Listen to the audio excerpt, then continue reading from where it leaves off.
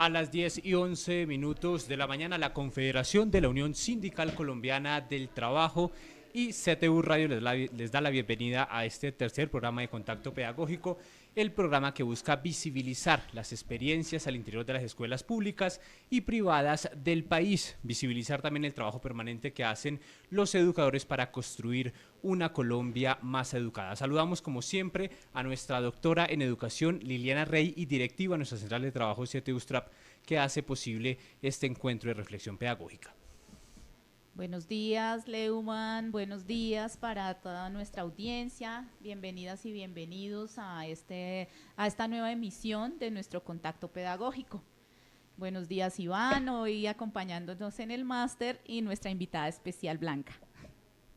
Buenos días, muchas gracias por la invitación, bonito estar aquí.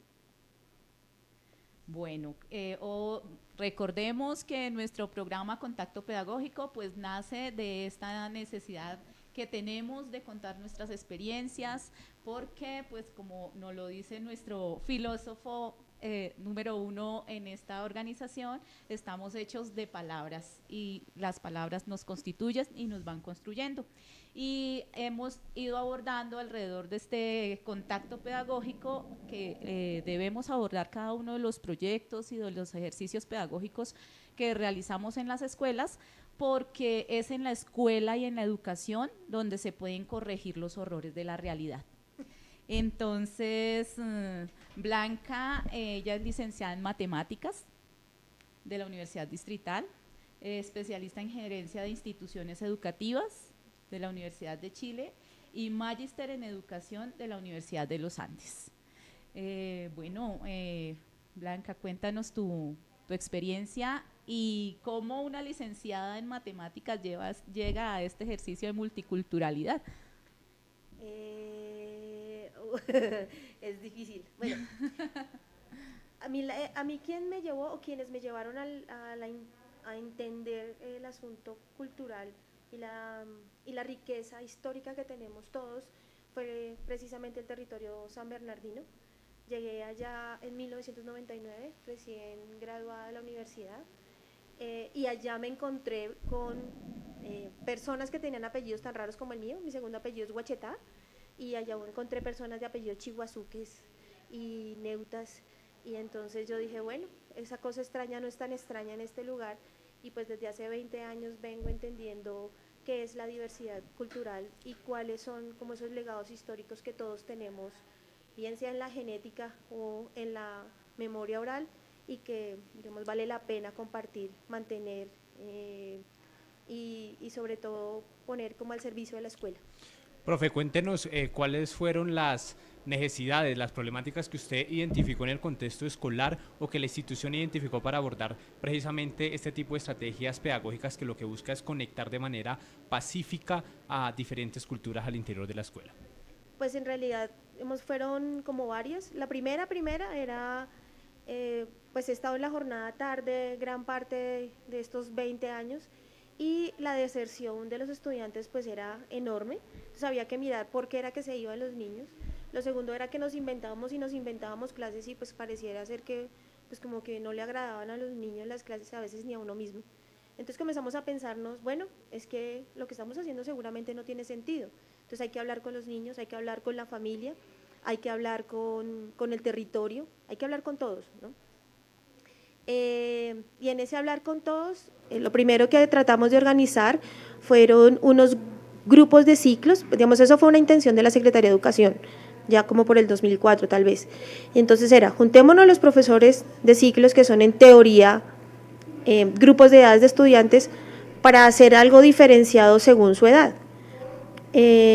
Luego entendimos que teníamos problemas de no tener espacios en la escuela para que los niños corrieran. Entonces, bueno, busquémosles alternativas de recreación al descanso. Tenemos problemas de niños en estrada, entonces tengamos el programa de secundaria acelerada o volver a la escuela en general. Luego que tenemos problemas de consumo de sustancias psicoactivas, es decir, en la medida que el problema se va presentando, vamos intentando mirar cómo lo resolvemos, pero fundamentalmente es para que los niños permanezcan en la escuela. Bueno, cuando yo digo niños, ¿no? Estoy como mamá. Entonces, cuando yo digo niños, puede ser desde los 5 hasta los 22 años que son los niños de la escuela en la que estoy, ¿no? Esos son nuestros niños. Ok, bueno, la idea de este ejercicio de permanencia, de generar como mayores lazos en la institución para que precisamente se tejan esas afinidades con cada uno de los grupos, se da tanto de parte de la comunidad, de los niños, niñas, padres y madres de familia, como de los educadores y educadoras. Sí, sí, señora. Digamos que lo que tratamos de hacer es reconocernos en la diferencia, y que la dificultad sea una oportunidad y no un bloqueo de avanzar o de estar caminando hacia algún lado. Entonces, digamos que también nos dimos cuenta que muchos de esos ejercicios de deserción tenían que ver con lo que tú dices, que es como con las ubicaciones geográficas de mucha de la población que teníamos. Y entonces, lo que intentamos hacer es reconocer que eso es una potencialidad y no una dificultad, como te dije hace un instante. Que las familias se reconozcan por sus orígenes. Igual ellos afuera del colegio se reconocen. Entonces los que llegan del Tolima ya se reconocen porque vienen de allá, o los que vengan de donde vengan. Y lo que hacemos es que adentro también se reconozcan, a pesar de que sean como de cursos diferentes. Pero los maestros también. Entonces nosotros los maestros somos pues también agentes interculturales y somos sujetos interculturales. Muchos de nosotros los maestros, nuestros orígenes no son necesariamente bogotanos y tampoco son necesariamente de un solo lugar del país. Entonces, la primera mirada es hacia uno mismo como ser humano, yo maestro, y luego en esa reflexión, cómo gestiono y propicio esa reflexión intercultural al interior de mis cursos, con mis niños y demás. Profe, cuéntenos detalladamente qué estrategias utilizaron ustedes precisamente para inspirar a otros docentes que tienen esa misma problemática, que en muchas oportunidades no logran conectar de manera pacífica, establecer procesos de convivencia saludable al interior de una población multicultural. Pues es que creo que cuando a uno le dan la oportunidad de hacer lo que uno quiere, pues uno está feliz, ¿no? Entonces, en el colegio creo que los que han llegado han tenido la oportunidad de proponer. Entonces tú llegas, ves allí una dificultad y entonces tú propones algún tipo de solución. Y lo que debemos hacer, digamos, como directivos docentes, es como articular esa intención tuya de resolver algo que tú viste, que probablemente yo no vi, con todas las otras intenciones que hay. Entonces, lo primero es darle la voz al que está. Entonces, uno le puede dar la voz a los profesores, le puede dar la voz a los niños, los profesores le pueden dar la voz a los niños, porque los niños también tienen cosas que decir. Es decir, que no se quede en lo retórico de el centro de la educación es el niño, pero el niño nunca habla. No, el centro de la educación es el niño y el niño propone, ¿sí? Entonces los niños también proponen cosas y le proponen cosas a los maestros de la manera más respetuosa y tranquila posible. ¿Y qué han propuesto los niños específicamente? Imagínate que en primaria, con esto de la educación para la primera infancia y demás propuestas, los niños de primaria tenían una estrategia que se llama la escalera del logro. La escalera del logro es un lugar físico en el aula donde cada niño hace su autoevaluación y hace coevaluación con sus compañeros y va indicando su nivel de avance. Eso lo tenían en primaria. Resulta que los niños de secundaria dijeron, nosotros también queremos hacer eso, o sea, ¿por qué solo primaria? Y entonces le dijimos a los profesores, los niños de secundaria quieren hacer eso. Y es uno tiene el prejuicio de que los niños se van a autoevaluar bien, ¿no? Que se van a poner una buena nota, pero no pasa. Entonces hace uno la escalera del logro con los niños y los niños dicen, yo creo que puedo mejorar. Y otro le dice, sí, es que mira que tú estás fallando en esto. Tenemos cursos de 40 estudiantes, ¿no? Y lo podemos lograr con cursos de 40 estudiantes, que se escuchen, que se autoevalúen, que digan en qué pueden ser mejor y cómo se pueden comprometer a hacerlo. Eso, por ejemplo, es una propuesta, pero súper fundamental para lo que son los procesos evaluativos de los niños. O sea, lo que ellos mismos tienen que decir de lo que están haciendo en la escuela. Y pasó de primaria a secundaria, entonces ahora lo hacen todos los cursos, desde preescolar hasta 11. Hacen su escalera del logro. Un saludo muy especial a toda nuestra audiencia. Recuerden que podemos realizar nuestras preguntas a través del chat. Y Claudia Costa nos envía un saludo muy especial para nuestra gran amiga y maestra Blanca Peralta. Gracias, Mona. Bueno, recuerden sus preguntas, acá las esperamos ansiosamente. Blanca, ¿cómo ha sido ese ejercicio en relación de pues unir todo este ejercicio multicultural e intercultural con el ejercicio que se lleva ya de organización administrativa? Eso es de las cosas más difíciles de hacer. Es que creo que es un cambio de entender la legislación colombiana en tanto educación. Entonces, cuando tú haces un estudio comparativo de las leyes generales de educación de diversos países de Latinoamérica, te das cuenta que Colombia es un país maravilloso porque te da a ti la opción de plantear el proyecto educativo que tú quieres, ¿no? Eso normalmente no lo tienen. Hay países donde mandan las mallas curriculares y dicen exactamente qué hacer en primero, segundo, y son muchos de los países de Latinoamérica, ¿no? Entonces, aquí en este país tenemos muchas cosas por resolver, como tú lo decías ahorita, las cosas horribles de la realidad, ¿sí? Entonces, está bien hacer academia, pero creo que fundamentalmente tenemos que hacer educación para la paz. No puede pasar que las siguientes generaciones se sigan matando como las nuestras. Entonces, creo que, a diferencia también de otros países, la preocupación fundamental de la educación en este país debe ser cómo aprendemos a vivir en paz, a pesar de no estar de acuerdo con el otro. Eso tiene que ser una actitud de vida. Entonces, ¿cómo puedo yo trabajar contigo a pesar de no estar de acuerdo contigo? ¿Sí? ¿Cómo puedo construir contigo así mi estructura de existencia sea diferente a la tuya? ¿Qué ha pasado? Pues que finalmente cuando tú logras construir un proyecto coherente en el marco de la ley que tenemos, no hay problema, porque para eso está la ley, para enmarcar todas las intenciones formativas que nosotros los maestros podemos plantear. Entonces, tenemos salidas pedagógicas planteadas en el marco de la Directiva 55 del Ministerio, las cumplimos a cabalidad y no hay semana en la que el Colegio San Bernardino no salga a un curso, porque hay que cumplir, pues digamos, en términos de la seguridad, pero también en términos de las intenciones formativas. Entonces, lo que creo que hay que tener es un conocimiento grosso modo de la ley, para saber cuáles son tus campos de acción, en dónde puedes decidir, qué es lo que debes como requisito presentar, ¿sí? Y en ese sentido caminas, ¿no? La ley nuestra es amplia, es muy amplia. A veces uno mismo se la cierra, pero la ley es amplia. Se pone sus propias barreras. Sí. Profe, ¿qué decirle a otros docentes del país que nos están viendo en este momento y que tienen las mismas problemáticas, precisamente que trabajan en unas poblaciones donde todo el tiempo llegan otras poblaciones, llegan estudiantes, padres de familia, familias enteras con otro tipo de características y con particularidades especiales que enriquecen esa cultura, pero que también crean conflictos al interior de la misma?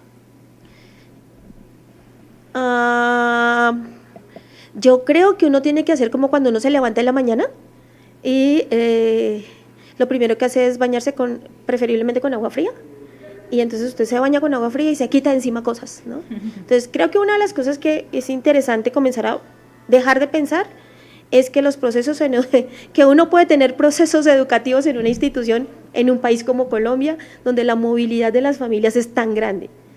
Me explico. En el Colegio San Bernardino tenemos el 20% de movilidad de la población estudiantil. Quiere decir que comenzamos con cursos de 40 en enero, en marzo tengo 30, 25, pero en el mismo marzo vuelvo a tener 40, solo que he reemplazado a esos que se fueron. Y es posible que esos se vuelvan a ir en julio y lleguen otros en agosto. Quiere decir un poco que hay que dejar de pensar en lo que le falta al pelado a pensar en qué es lo que el pelado tiene para, ¿sí? Dejar de pensar en una educación de la falencia del pelado, o dejar de pensar en una educación del tema a una educación en el desarrollo de habilidades. Pues digamos, conectándolo con lo que dije ahora, si la intención es vivir en la diversidad y vivir en paz, pues tenemos que aprender a andar un poco como en la angustia de la incertidumbre. Es que los maestros estábamos muy acostumbrados a la certidumbre del tiempo, los niños y el plan. Y ahora ni tiempo, ni niños, ni plan.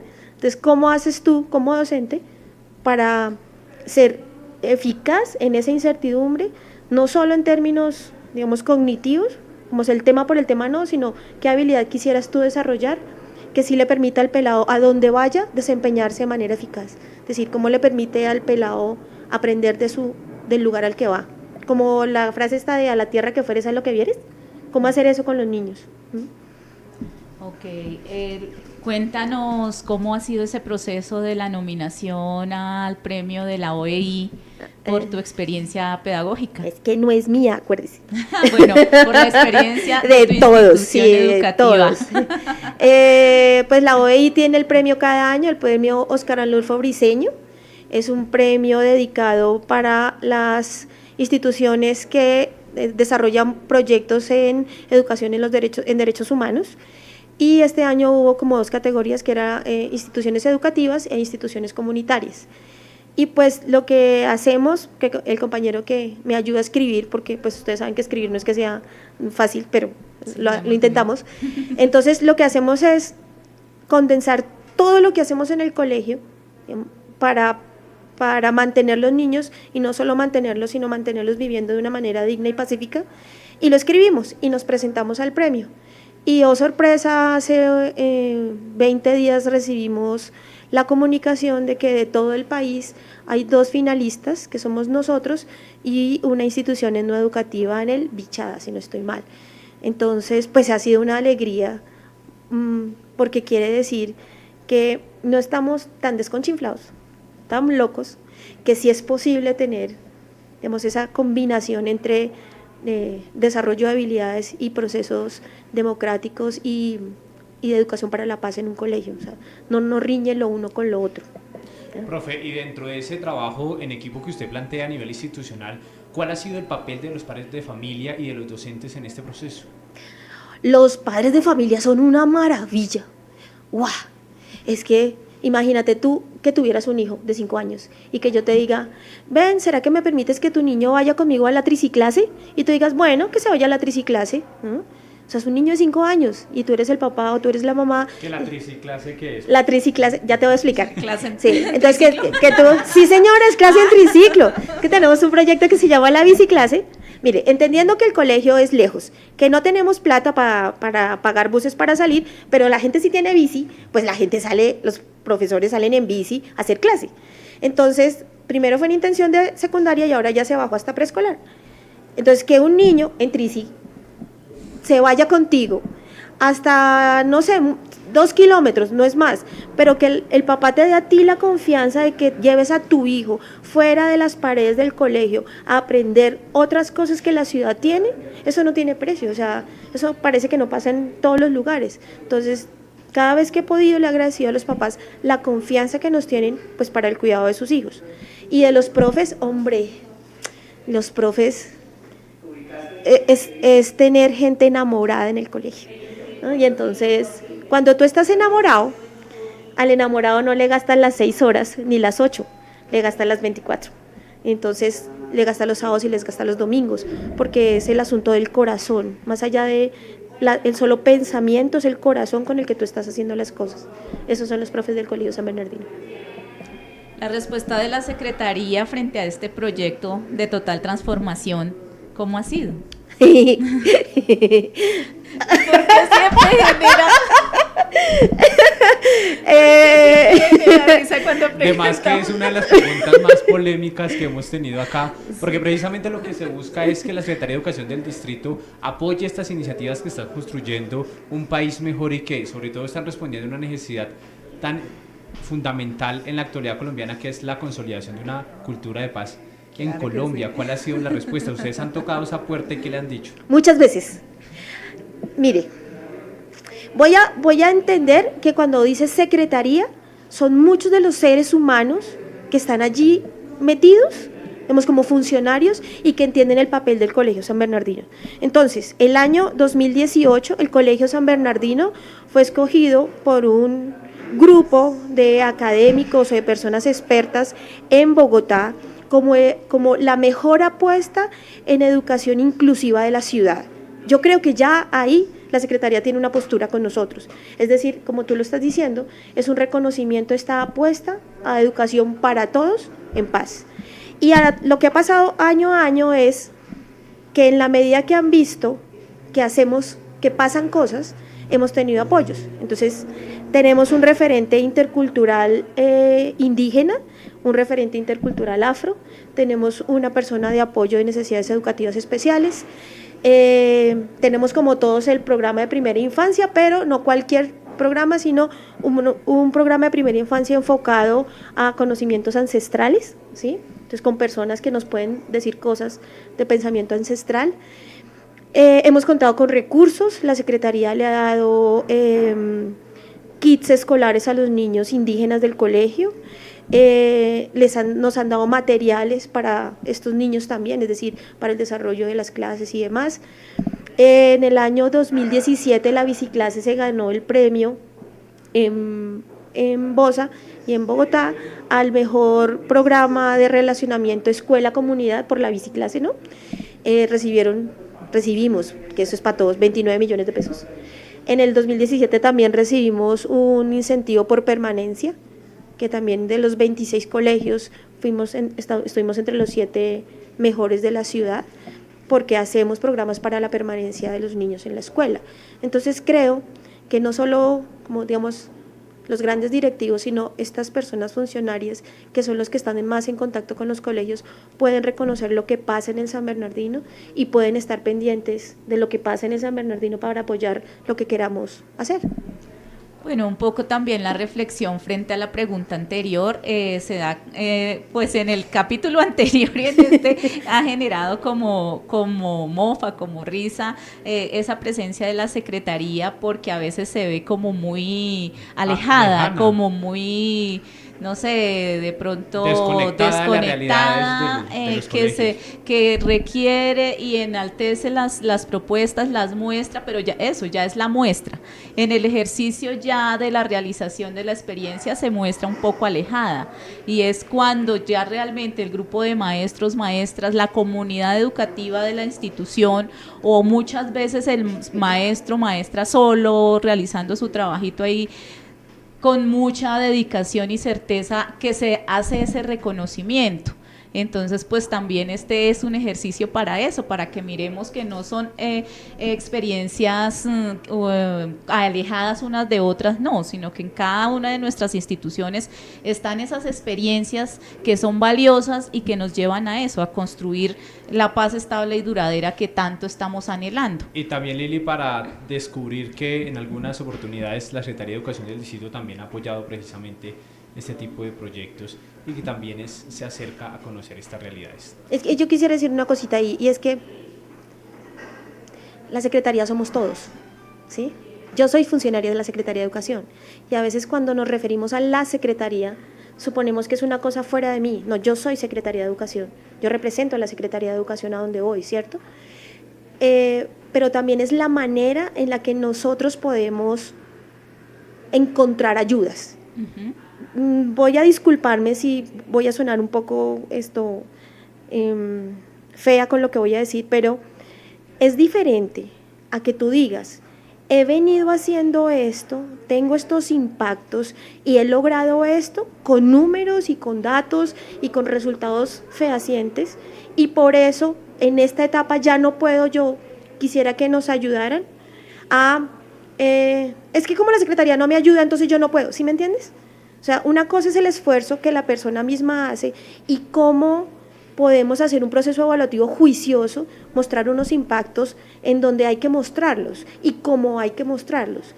Es decir, cada quien haciendo un pedacito para juiciosa, construir. Claro, pero juiciosa. Lo que pasa es que a veces nosotros no somos juiciosos en la evaluación, no somos juiciosos en el panorama. Entonces nos quedamos muy en mi escuelita y en mi localidad o en mi territorio y no logramos entender que somos parte de una cosa más grande, ¿verdad? Entonces, ¿cómo lo que yo hago en el San Bernardino se conecta con lo que pasa en Lima, con lo que pasa en México? ¿Cómo lo que yo hago de biciclase se conecta con otras intenciones de educación en bicicleta en el mundo? Entonces comienzo a darle contexto a lo que yo hago, pero con un contexto proyectivo, ¿sí me entiendes? Es decir, todo el tiempo pensando en Bogotá, en transformar, porque muchos nos quedamos en hacer más de lo mismo, ¿sí? En aplicar pruebas saber, en hacer más guías, en hacer la clase las 6 horas y se acabó y yo quiero que me apoyen es mi clase y mis 6 horas. No, digamos, lo que yo les decía ahorita a los profesores del enamoramiento es porque en este momento, y me disculpo de nuevo si sueno fea, el ejercicio docente exige de un compromiso de corazón de todos nosotros, ¿sí? Pero de corazón es que el corazón se quede junto y cuando durmamos pensando en cómo voy a resolver esto, ¿sí? Para que no sea solamente el asunto laboral de las 6 horas y más, sino el cambio que necesita el país está en nosotros, no está en otro lugar. Y si nosotros no cambiamos y no entendemos la voluntad de paz que debemos cargar en el corazón y en el pensamiento todos los días, el país va a seguir igual. Profe, pero igual también cuando uno realiza estos procesos de reconstrucción de la historia de estos proyectos pedagógicos al interior de las instituciones educativas, también puede identificar que pues ha existido momentos que no han sido pues tan chéveres. ¿Y cuáles han sido las problemáticas que ustedes han tenido durante este proceso tan enriquecedor? Explícame problemáticas como por ejemplo algo que no salió como uno tenía planteado, o procesos que tuvo que replantear y reevaluar dentro de las estrategias pedagógicas que aplicó y reconstruir unas nuevas estrategias para precisamente lograr la meta. Pues digamos que fundamentalmente esos son los proyectos de ciclo, ¿no? Entonces cada año nos sentamos a pensar qué hicimos el año pasado y qué queremos que pase este año. Y entonces vuelvo y les digo, lo que sí tenemos que tener es una evaluación juiciosa, o comenzamos a dar tumbos sin ir para ninguna parte.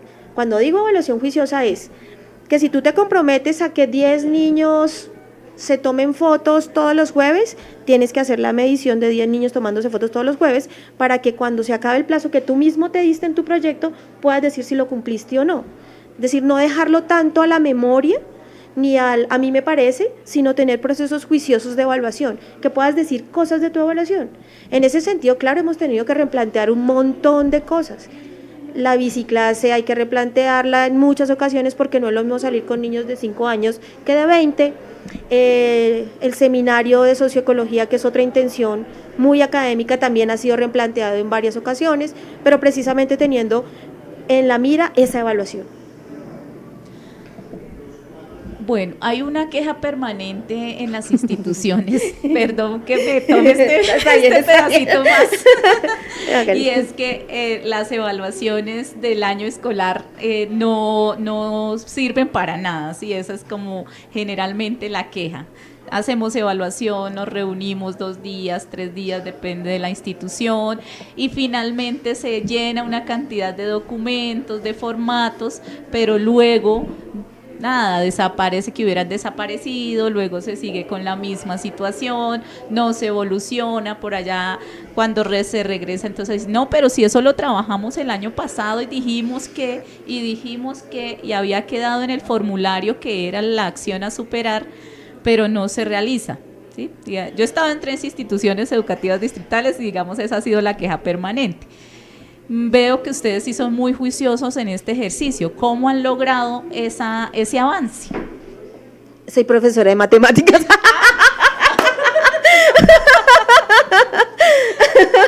No, lo que pasa es que, como tú estabas diciendo ahora, claro, todos hemos vivido eso, pero sí, luego no habíamos pensado el año pasado qué. Entonces, hemos intentado gradualmente, porque eso tampoco fue de ayer para hoy, digamos, en los últimos 9 años, gradualmente hemos logrado tener unas reuniones de ciclos o de áreas que tienen que ver con evaluar lo que tú propusiste, ¿sí? Porque es que no estás evaluando lo que la coordinadora dijo, lo que el rector dijo, estás evaluando lo que tú propusiste. Si es tu intención, pues te da más ánimo, digo yo, para evaluarlo y para mirar en qué funcionó y qué no, ¿sí? Hemos tenido espacios de discusión bonitos, ¿no? ¿Tú qué piensas? Yo he visto esto, yo he visto aquello, ¿no? Yo tenía esta intención y pues a la pregunta que me hacía ahorita Leumann, era, bueno, entonces respetuosamente miremos qué sí y qué no funcionó desde mi mirada y desde tu mirada, el que está afuera también dice, y en esa medida vamos evolucionando. Entonces hay un formato que solo es una página, nomás, que vas llenando periodo a periodo, en donde tú vas diciendo qué vas encontrando. hemos avanzado en diseñar indicadores de gestión de un proyecto, no indicadores de esos de logro ni nada de eso, sino cómo haces indicadores que te den a ti cuenta de la evolución de un proyecto, el que sea, ¿no?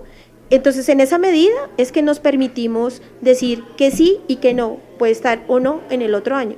Además, es la intención colectiva y no solo la general del colegio, de cómo va a mejorar el colegio, sino, bien, tú cómo le vas a aportar, y ahí sí está el trabajo administrativo que me preguntabas ahora, es, yo cómo agarro esto, lo articulo para una cosa coherente como PI del colegio.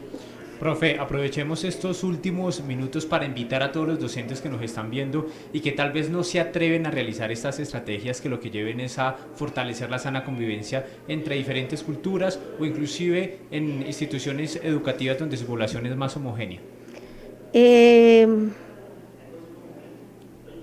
La vida es una, no es sino esta. Y usted no va a ser maestro sino esta vida. Nadie le asegura que usted sea maestro en otro lado. Háganle. Miren qué hay que hacer, miren en la educación para la paz, dejen de andar pensando tanto en ese asunto de la nota y del tema y miren las vidas de los niños, cómo viven, qué comen, cómo llegan, con quién viven y también dejemos de tener esos prejuicios, voy a decir otra cosa fea, esos prejuicios muy religiosos de es que esto está bien, esto está mal, la vida a cada quien le tocó como le tocó y yo no soy nadie para juzgar la vida de los otros, pero sí estoy ahí para mejorar mi vida y la de los demás, y ya. Dejemos de juzgar y comencemos más a trabajar en pro de que el futuro sea mejor para todos.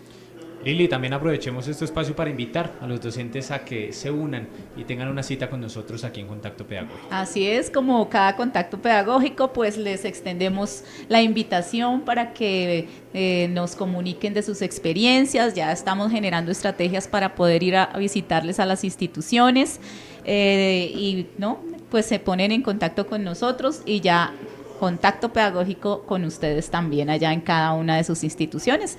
Recordemos que pues es nuestro ejercicio, es nuestra eje en esta labor educativa, en esta tarea que nos invita Blanca a que es que la educación o del ser maestro o maestra es esa energía que nos mueve.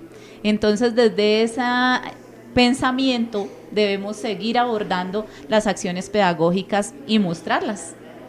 Así es, pues de esta manera nosotros nos despedimos, agradecemos enormemente a la maestra Blanca María Peralta, coordinadora del Colegio San Bernardino en la localidad de Bosa, quien nos compartió sus estrategias para fortalecer al interior de la institución educativa una sana convivencia al interior de una población que es interculturalmente diversa.